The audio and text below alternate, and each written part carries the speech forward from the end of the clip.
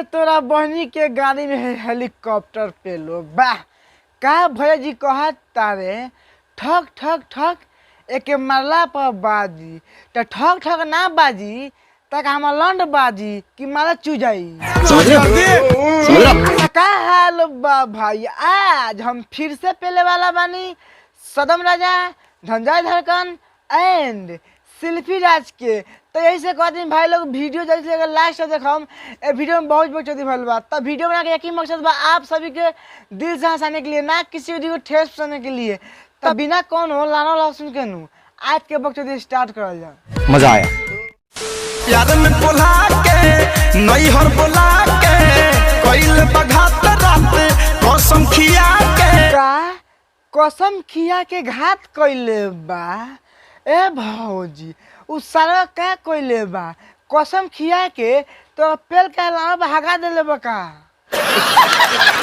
गजब बेइज्जती है एक धोखा मेरे संगे को छल किया है यार। ए भौजी तू जल्दी खोल के बताओ हम सुने लानू बड़ी बेचैन बानी यार चुम्मा वाला वीडियो वायरल किया है। ए भौजी चुमा वाला वीडियो वायरल ना करो तका पेला पेली वाला करो कि सब कोनो कहे से हमरो के द।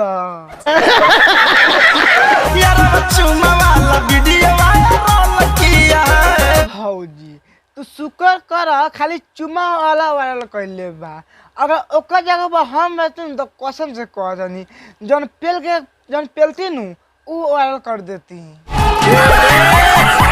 एहिया में मारेला ना कोई हो तो कर से जिया पे सुत जाला पिया वा पियो को। अच्छा तो भतार सेज पर टकर नइखे मारत ना आ दारू पियला त ए भौजी हम आई हमरा से पेलइबे। आई जो बजारी तब पूछेला कि होई का हो। अच्छा तू अपना भतार के जड़ी जात तारू तब पूछे तारा न है का ह। ए भौजी तना कहे के तारा ई दालमा आम ह खइब। सखी पिरावा के बाटे भोले नाम लभारावा के लइका हो। अरे तोरा बहनी के गाड़ी में छनाटा पेलो वाह का भौजी बात कहलखिया कि भतरा के खाली नाम ह यारवा के लइका ह। ए भौजी अगर गलती से कोनो जान जाइनू तो पटक के राती में पेले लगियन सा। समझ रहा ठीक है ये लोडा बस की मूर्ति बननी पिरावा के बाटे भोले नाम लभारावा के लइका हो। चला भौजी हम मान लेनी कि तो भतार के खाली नाम ह आ तहरा लभर के लइका ह तो हम का करी आग के तो चाटी कि हमर चटबू। समझ रहे हो टप से देखनी मन मोरा हरतावे नहीं बस में हमारा रहतावे। भैया जी तलार पेड़ा ताकत तारा का कर भौजी के लंगा उठाव आ कूद के पेल द।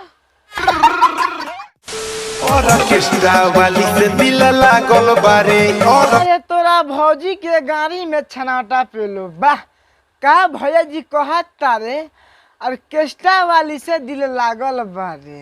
ए सार तो नहीं लार चटब अपनी गार से बोल। और ऑर्केस्ट्रा वाली से दिल लागल बारे।